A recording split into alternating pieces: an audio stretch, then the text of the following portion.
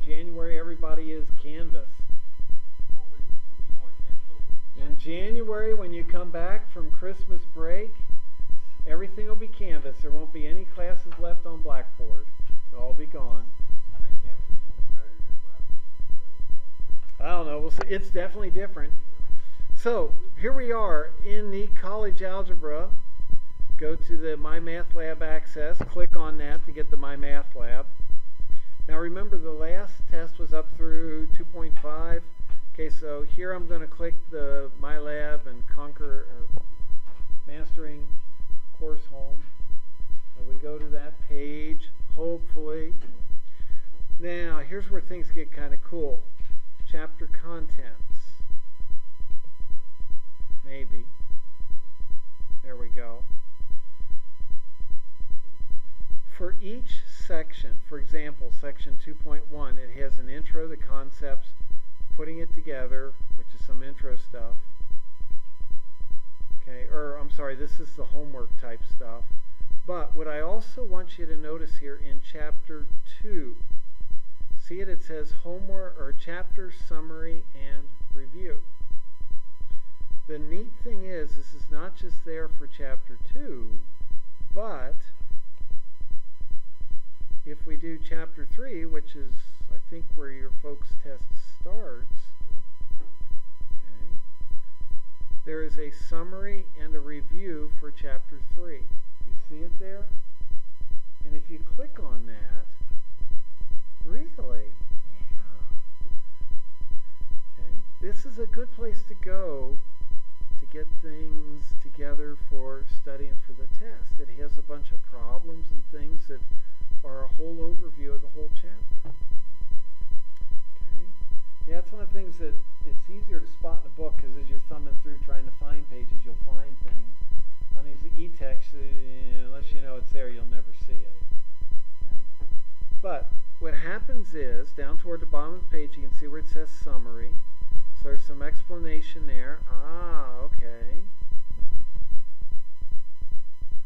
And some more, yes, the quadratics. Ooh, what do you need to have on your calculator by Friday? Yeah, the quadratic formula. Yeah, if you want to do it by hand and want to take the time. Yep. Okay, here's some of the stuff with the imaginary and the complex numbers. Okay, so we got a bunch of stuff there that you can look at. And oh yeah, getting into quadratics and inequalities. The horizontal, oh yeah, here are the shiftings. Remember we talked about moving it around, moving it left, moving it right, making it flatter, making it thinner. But here on page 259, in chapter 3, page 259, look at there. Whole bunch of homework problems to practice. And the nice thing is, this doesn't go on for 57 pages. It's basically 2 pages of stuff. Okay. Here's one with projectiles, things being thrown or shot or dropped or something or other. Yeah, that might be kind of handy. Just a thought. And I believe it ends, it ends there. There is an answer key. It should be at the back of the book. Now, yeah, Myron's saying, well, wait a minute, Chuck, this is all well and good, but how do I know if it's right or not? Okay. It should be at the back of the book. Should also be an option to hopefully hit the math lab. And if you're not sure on an answer, you can swing down there, ask away. The only reason I'm suggesting there is I got meetings scheduled for tomorrow. Okay, so I'm kind of chewed up time-wise tomorrow. They know I teach Monday, Wednesday, Friday, so they say, aha, he's got Tuesdays and Thursdays. And that's when administration and stuff goes after me. Okay, so on page, starts at like 259, 260, 261. There are 3 pages of problems there. Do you have to do every single one of them? Nah. Just make sure that you try some out of each part to make sure it's working for you. I'll be straight up with you. when I do the final version of the test, and I've kind of got some draft versions done, just like, when you're writing an English paper and you got a first version and you kind of this, that, and the other thing, do that with tests. What I often will do is I will come over to, for example here, chapter 3 and chapter 4, and pull a problem or two straight out of here. I mean straight out of here, number for number, everything exactly the same. Then the others will be similar to these. So that'll hopefully help you to focus in on, gosh, I've only got a couple hours of study, where should I go? Okay, there's the chapter 3 information. And then in chapter 4, have we finished all of chapter 4? Not quite. We've not finished all of chapter 4 yet. Okay. But with chapter 4, they have a similar setup, summary and review. And if you start working on that and go through the homework problems up through what we have covered, you'll be able to tell when we're getting into something that we haven't done yet, because you're going to read it and, what? I don't get this. Okay, I don't remember doing anything like this. Well, that's because we haven't done it yet. Though we're almost finished with chapter 4. Almost have 4 done. Okay. But chapter 4, if and when it pulls it up, there we go. Okay, it has several pages of explanations with examples for the explanations. But then after that, okay, how to redo the division, or how to do the division. But after you get past all that stuff, just like with chapter 3, there will be a bunch of homework problems. Geez, there we go. So the homework problems start on page 380 for this section. Okay, talking about extremes, average rate of change, the type of symmetry. Oh, wait a minute, type of symmetry. It was either symmetric around the y-axis, or what was the other symmetry? That's the other one's the one that you can spin around 180 degrees. Symmetric around the origin. Okay, so 2 types of symmetry. Aha, take a look at number 25. Okay. You're given some zeros, and you're asked to write that in factored form. 21 to 24 is, there's some of that long division stuff, but I'm assuming that that's going pretty well for you at this point. Okay. So there's a variety of problems here through the different types of things that we've done. Hey, here's one. Hey, see number 13 there? Determine the minimum degree of the polynomial. What's the minimum degree that number 13 could be? 3. Does it have to be an odd number on the degree for number 13? Careful. Number 13, the tails go in opposite directions, don't they? And if the tails are going in opposite directions, that tells you it has to be an odd degree. If you take a look at the problem right next to it, number 14, well, that one can be and is an even degree polynomial because both tails are headed in the same direction. Oh yeah, there was all kinds of stuff going on about characteristics of polynomials. If you take a look at the graph for number 2, we could talk about some other things about polynomials on that one that we've done. And if you take a look at that one, on number 2, on the far left, see here where it crosses the x-axis? Is that an even or an odd multiplicity of the root? The far left, is it an even or an odd multiplicity of the root? It's odd because it crosses.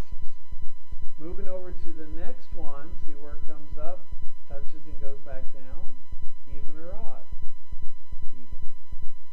So the one furthest left could be if that's, looks like negative 3, so that could be x plus 3, and it could be the first power, third power, fifth power, seventh power, but it's going to be to some odd degree. The root in the middle at x equals 1 is going to be x minus 1, and that's going to be squared to the fourth, to the sixth, something like that, but that's going to be even. Does that make sense to everybody? Okay. So there were some characteristics that we were talking about that relate to the multiplicity of the root. There were characteristics that relate to the degree of the polynomial. There are all kinds of things going on here. And on the next page,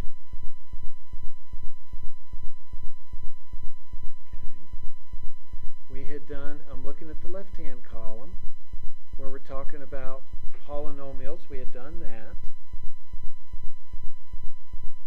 So that whole left-hand column down through 40 is stuff we've done, and it talks about domain of rational functions.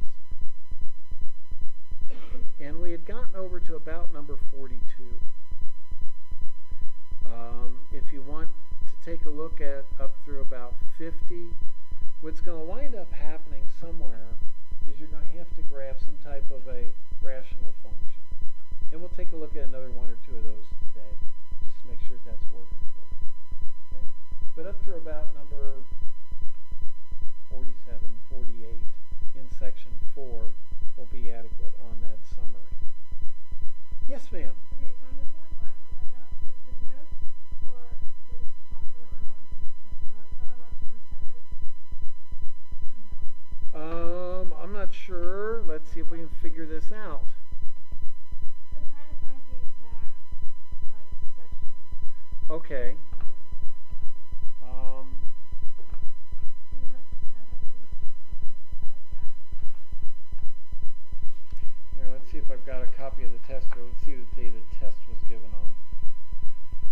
And I do have your folks' quizzes. I did not get those finished up on the grading. Okay, so it's not like I lost them or left them. Okay, test 1 was on October 8th.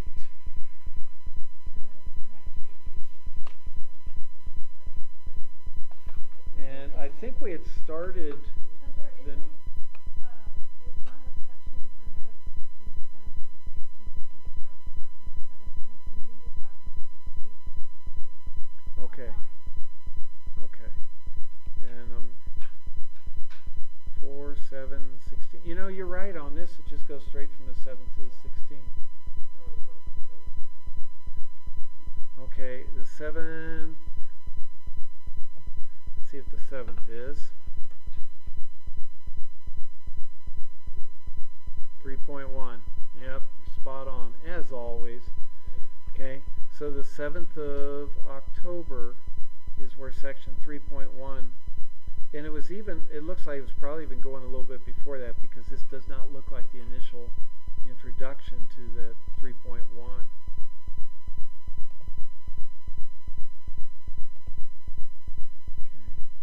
We could take a look even here and see what's going on. Okay, so those are absolute values. That's all in chapter 2. Ah, hey, here we go. Look, test 1 ends there, and chapter 3 begins there. Ta-da! Okay, so the stuff on October 4 is where it kicks in. So October 4 must have been a Friday, with October 7 a Monday. I'll see if I can roust out the notes from the 9th and the 11th. I'm not sure why those aren't up. I remember a couple times you said that you just had a bit of trouble with the recording equipment. Yeah.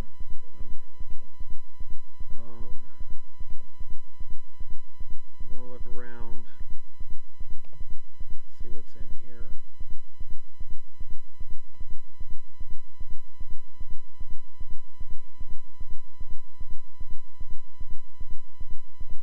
Okay, I've got stuff from November here. I'm not seeing stuff from October here. That may be gone.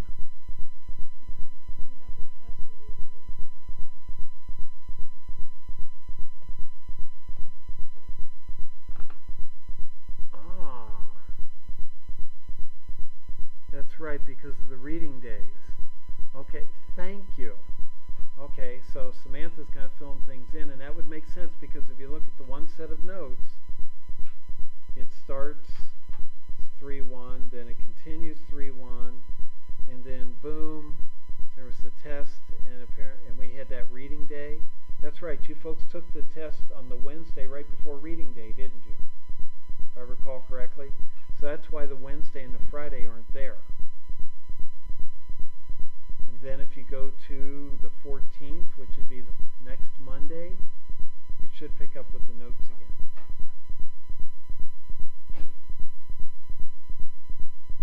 Thank you. Does that help? So I think they're all there. Hope so. Because if we go with that, well, 14th.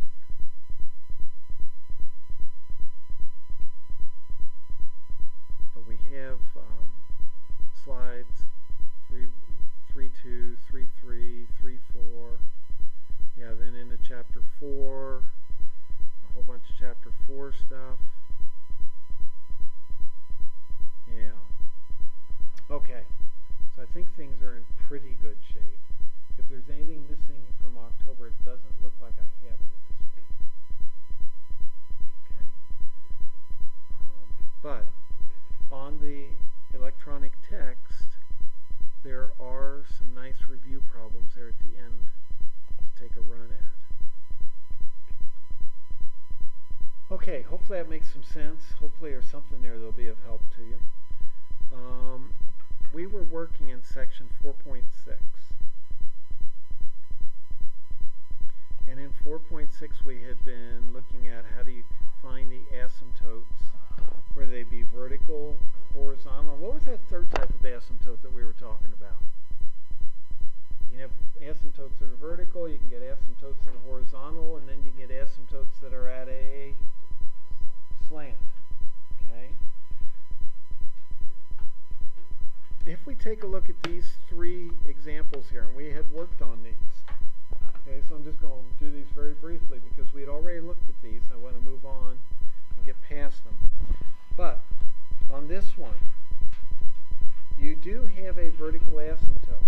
Vertical asymptotes occur where?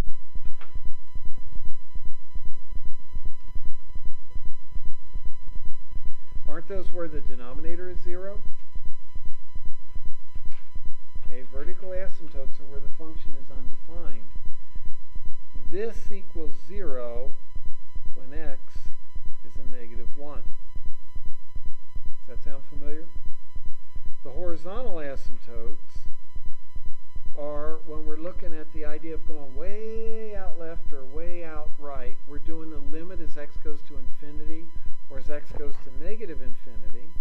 And when you're looking at that, if the numerator and the denominator have the same degree, in this case they're both 1.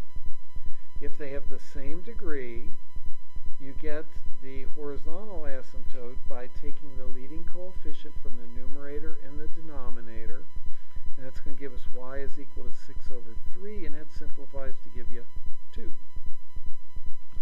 The advantage to knowing where these asymptotes are is it does help to kind of outline what's going to be going on.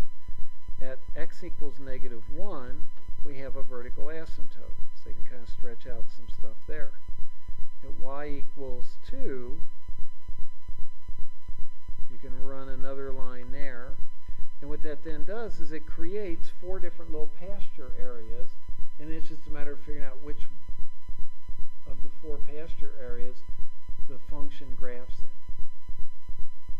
Remembering that these asymptotes help to shape the graph. Okay, and I'm not saying it goes there, we'd have to figure it out. Does that look familiar to you? In the case of the second one, where are the vertical asymptotes there? Or are there any?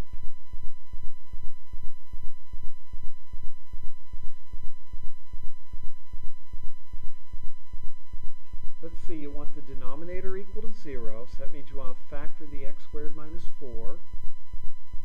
Oh, wait a minute, that does factor, doesn't it? That's an x plus 2 and an x minus 2. So that's going to give us x is equal to 2 and x is equal to negative 2 as our vertical asymptotes. Our horizontal asymptotes, once again, we're interested in, as x goes to infinity or negative infinity, what happens? Well, here we have a situation where the degree of the denominator is 2, the numerator is 1. So you're going to get a fraction where the denominator is going to be bigger than the numerator. And as the denominator gets big really fast and the numerator doesn't get big as fast, you're getting things where the denominator is huge compared to the numerator, which means that it's approaching a value of 0. So the horizontal asymptote here would be at y equals 0. Y equals 0 is the x-axis. Okay, so we can kind of sketch out, well, gosh, what's this sort of going to look like? Well, we can come over here to 2. We can go over here to negative 2. And then we can also, maybe, pointer options in color. We can put an asymptote on the x-axis. So we're going to have a horizontal asymptote there, a vertical asymptote here, and a vertical asymptote here. To figure out what's going on, you just pick some x values in each of the 3 panels. So for example, we'd first pick some x values over in this area and see, is the graph below or above the x-axis? So if we pick something like negative 4, and we plug the negative 4 into here, we're going to get a negative value in the numerator, a positive value in the denominator, negatives. That means it's going to be below the x-axis. So it's going to do something like this. To the far right-hand side, we could pick something like a positive 4. And if we plug that in, a positive 4 plus 1 is going to be positive. The denominator is going to be positive. Aha. This one goes like this. Doesn't take a whole lot of work to figure out where they go, does it? Then we need to figure out if our function, our y value, can actually be 0. Well, for y to equal 0, that would mean that x plus 1 equals 0, which means x is negative 1. So when y is 0, or for y to be 0, that's at x equals a negative 1. So that gives us that point there. Then what I want to do is I want to figure out over here, is that value positive or negative? Is it a positive or negative y value? Well, an easy number to pick over in this area is y, or x equals 0. And if I put x equals 0 into this, I'm going to get a positive over a negative. Oh, it's going to be below the x-axis. So that means that that half of the graph is going to be down low. It's going to come up, go like this. You check the other side, you'll discover it's going to be positive, and there's your graph.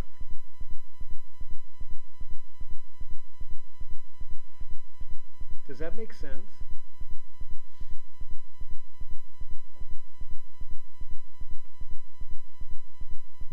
For the third one, where's the vertical asymptote going to be? Yeah, it's going to be at x equals a negative 1. How about the horizontal asymptote?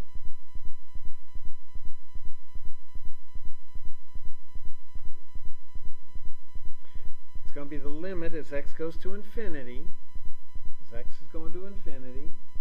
Now, as x goes to infinity, will the numerator or the denominator get big faster? Well, take a look at it here. In the numerator, you have whatever the number is squared, whereas the denominator, you just have the number. Now, as x keeps going, x plus 1 is going to get big, isn't it? However, can you see that the x squared minus 1 is going to get big even faster? So for example, we pick something like 3, In the denominator, you'll have 3 plus 1, 4. In the numerator, you're going to have 3 squared, oh dear. And minus 1 is still going to be pretty big. It's going to be 8. So what's going to wind up happening is the numerator is going to get big faster. Now, if the numerator is getting really big, where's this fraction headed toward?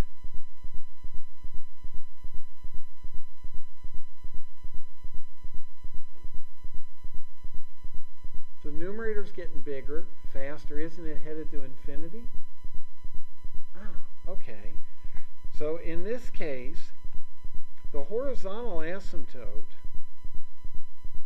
is at y equals infinity. Does that ever really happen?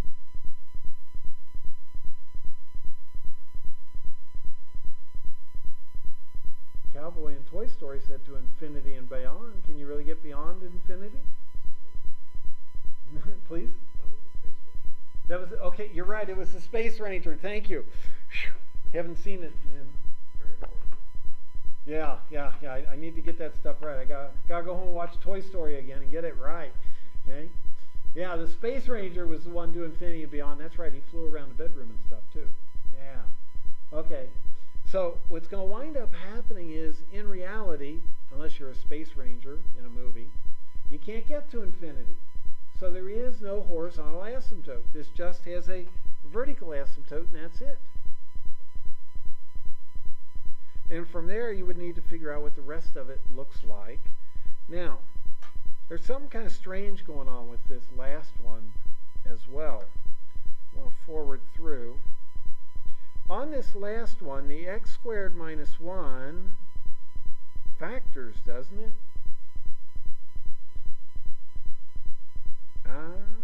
It becomes x plus 1 times x minus 1. The denominator is going to be an x plus 1. Is there anything there that will cancel and simplify? Do you see the x plus 1's cancel? And it leaves you with x minus 1. Now, if you were going to graph x minus 1, what would the shape of that be? It's a line, isn't it, with a slope of 1 and the y-intercept at -1. Got it. The only thing we have to be careful of is x can't be, this is a typo, can't be -1. Okay, so how do we graph something like that? Well, here we go. You graph the line. Here you have your x plus or x minus 1 going along like that. And there's one point you're not allowed to use, and that is x equals the -1. So we're going to poke a hole in the graph right there. Everybody good? Other than poking that hole in the graph winds up looking like the line that results from simplifying the x squared minus 1 divided by x plus 1. Okay, so what do you tell me, Chuck? What I'm trying to say here is, if you have something like y equals x squared minus 25 over x minus 5, you can factor this into x plus 5 times x minus 5 over the x minus 5. What we need to be aware of is x cannot equal 5. Does everybody buy that? Otherwise, these x minus 5's cancel, and what you're left with is x plus 5. Can you graph that? Yeah, it's not too bad. That would graph, let's see, y equals x plus 5. It's going to go up 5. The slope is 1, so it's going to do something like that. Now the only catch here is x can't be 5, can it? So as you move over on the graph, and let's say here's 5, you're going to have to poke a dot in it because x can't be that value, but then it just keeps on from there. Does that make sense to everybody about poking a hole in it? about how to simplify it. Is that working?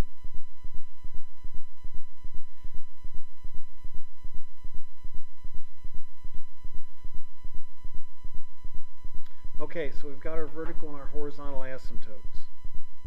The third type of asymptote, the slant asymptote, occurs where the degree of the denominator is one more than the degree of the denominator.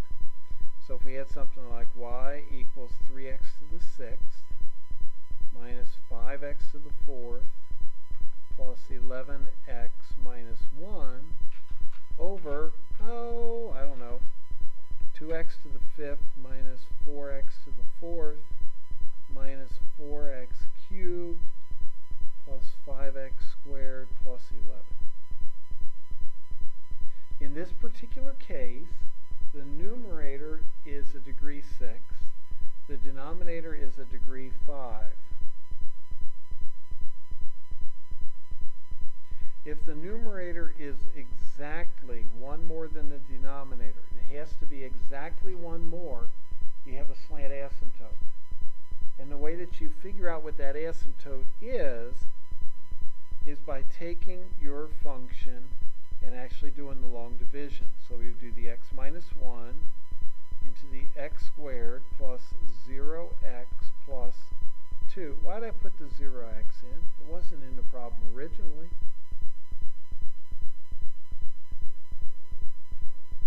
Yeah, we need to have a space for each of the powers of x. And when you start multiplying this thing out, we're going to first introduce multiplication by x, which will give us x squared minus x, which is going to give us x plus 2. And even though originally there was nothing there, when you do the multiplication and subtraction, whoa, something shows up that wasn't there before. So you need to save that space just in case something pops up later. Does that make sense? Then, when you have things divided out, you're going to get the x plus 1, x minus 5, whatever it might be. It's going to be maybe 3x minus 7 plus a negative 1/2 x plus 4. It'll be all kinds of stuff, but it's always going to be linear. You graph that line, just like it's done here.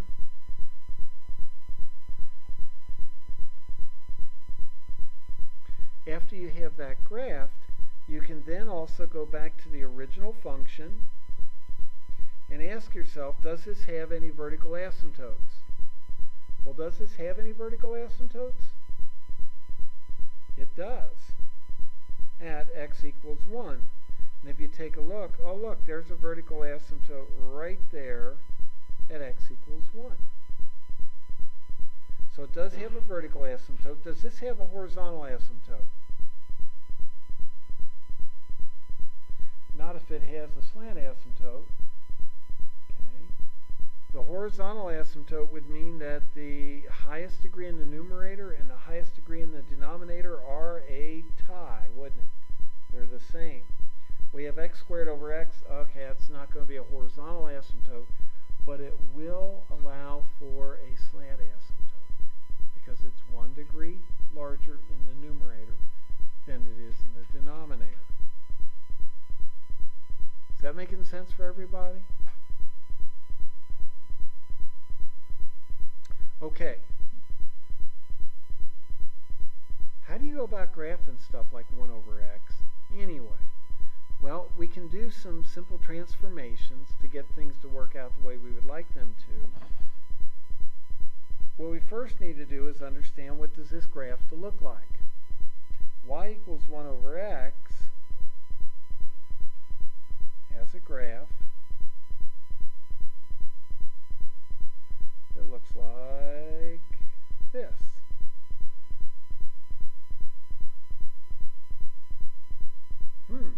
Interesting. It doesn't touch the x-axis, it doesn't touch the y-axis. Is that symmetric around the origin?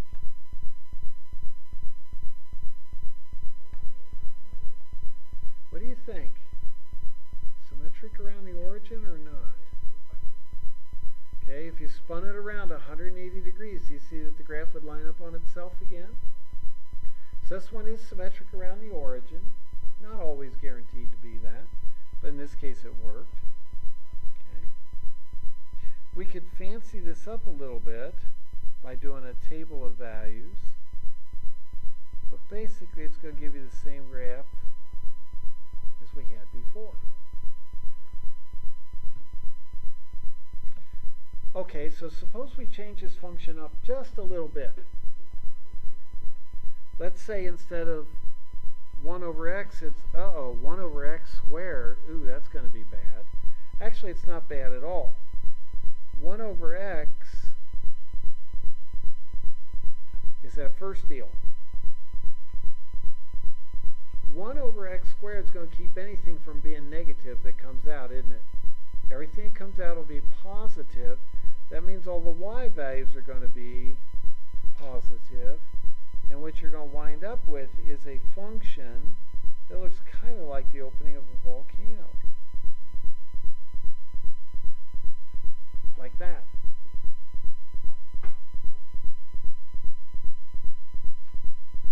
Make sense?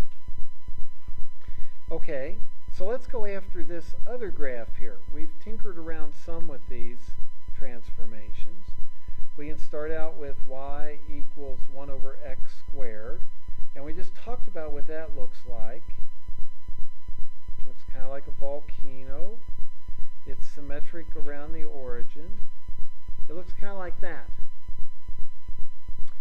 Starting at that point, what we can do is we can do each of the additional little pieces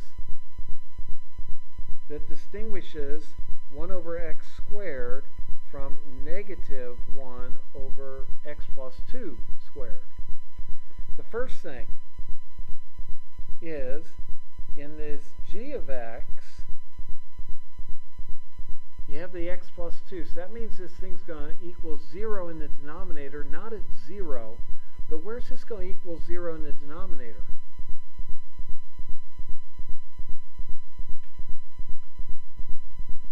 Any ideas where it's going to equal 0 in the denominator? How about x equals negative 2? Okay, so what that's going to do is it's going to take and it's going to slide it to the left, and our vertical asymptote's going to be there, but the graph is still going to go up like it did before.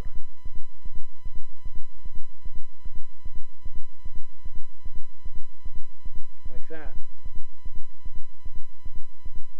Okay, so that's got that. What's the negative going to do out in front of it?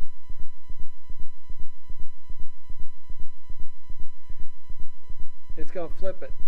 So what will happen is every y value that was positive is now going to be negative. So we still have our asymptote. And if we flip this,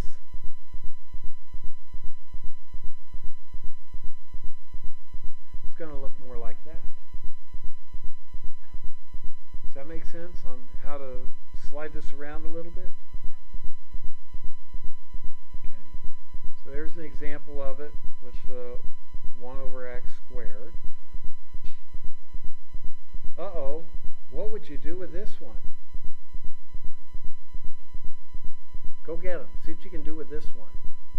We've talked a whole lot about various aspects of a graph. You're welcome to chat with folks around you, but see what you can do there. Okay, so we want to avoid x squared minus 4 equals 0. Well, that's the same thing as saying x plus 2 times x minus 2 is 0, which gives you x equal plus or minus 2. Now, that tells you that the domain can be anything except plus or minus 2. Well, the way you could write that, or a way to write that, is from negative infinity to negative 2, open interval, along with negative 2 to positive 2, open interval, along with 2 to infinity. Okay, so there's your domain. Does that make sense? Now, when I go to graph the function, the first thing I want to do here is to put in my vertical asymptotes. There's one of them here at 2. There's one of them here at -2.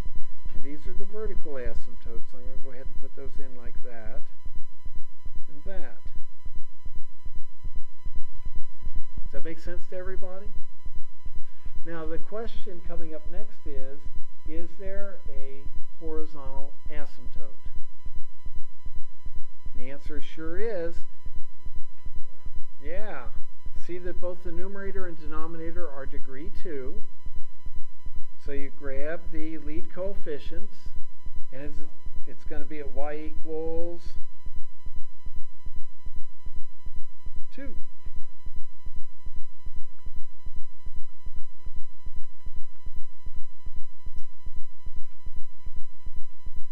Okay, now, you may be sitting there, yeah, and that's all the further I could get on this one, Chuck. And that's fine. That's partial credit if you put these things in. This is going to be x equals -2. This is going to be x equals a +2. And this is going to be y equals 2. Label them, and ta-da, you've got some partial credit there. Drawing in the asymptotes is important. Next thing, and it's handier if you have one of the calculators, is you just start evaluating on each of these 3 panels. There's one from -infinity to -2, one -2 to +2, and one that's +2 to infinity. I guess it's one way. It may not always be the quickest way to use the calculator. Oh good, there it is. Another way to do this is to the left of -2. Would -3 work? Is -3 over in this interval? Yeah. So what I could do is I could plug in a -3. -3 squared is 9, times 2 is 18, plus 1 is, we're going to get 19 over. Then in the denominator, if we substitute in a -3, we're going to have 9 minus 4 is 5. Be careful, it's got to be higher than 2, doesn't it? And this is. So it's up in this area here, which means that that part of the graph is going to go like that. Does that make sense to everybody? Now, on the next part, you got to think a little bit here, a little differently than what you may have thought before. X squared plus 1, and we want to know if it equals 2 anywhere. Well, why 2? Because I want to know if it intersects that horizontal asymptote. Does it go through the asymptote or just stay away from it? You can have a graph that goes through, crosses over that asymptote, or you can have a graph that avoids it. Well, to find out if it goes through it, you take this whole thing over the x squared minus 4 and ask, can you solve that equal to 2? Does that make sense? Can we get a 2 out of there? Well, the first thing I'm going to do is multiply both sides by x squared minus 4. So this will give us 2x squared plus 1 equals 2 times this x squared minus 4, which is going to give you this 2x squared plus 1 equals 2x squared minus 8.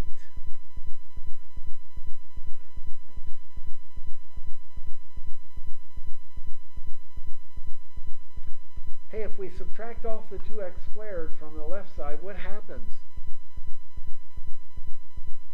Do you see it? It cancels on both sides. And you get 1 equals -8. When's that happen? Like never. So what does that tell us? The function never equals 2. Now if it never equals 2, can it cross the horizontal asymptote? No.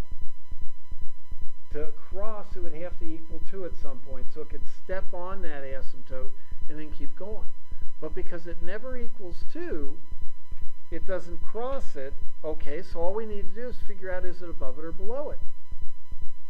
Well, I'm going to pick an easy number, like x equals 0, and I'll plug it into the original function, which is going to give us 1 over negative 4. At 0, it's down below the x-axis. So what do you think the graph does in that middle partition?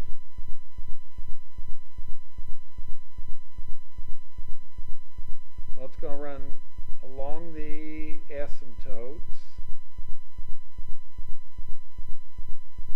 in that point.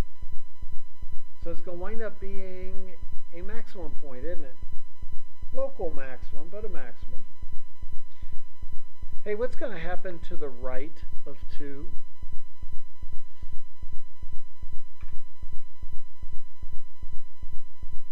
How about we just throw in some value of x and see if it works or where it works? Like we could pick x equals 3. If we put the 3 in here, it's going to give us 18 plus 1 is 19. When we put the 3 in here, it's going to be 9 minus 4. Well, that's going to be 5. So what that's going to give us is trouble. Everything, oh, there we go. We're going to have 19 over 5 at x equals 3. Where will that land us? Will it put us up in this top area or down in this bottom area? Do you see it's going to be the top because it's 19 over 4, which is bigger than 2. So it's going to land us up there, and there you go. So this particular graph has 3 different segments to it. You take it one segment at a time, and it takes a little bit of practice to figure out, well, what do I need to do next to do each of these segments? Does that make sense? Are you okay?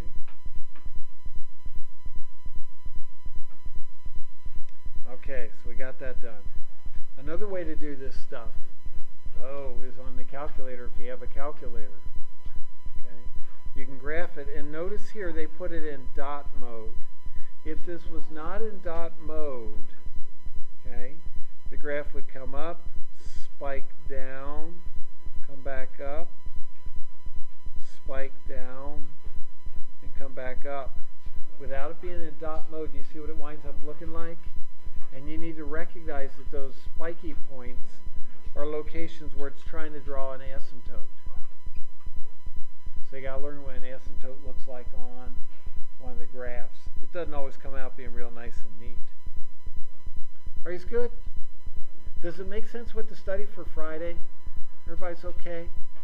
Folks, I hope you have a good day, and I look forward to seeing you all on Friday.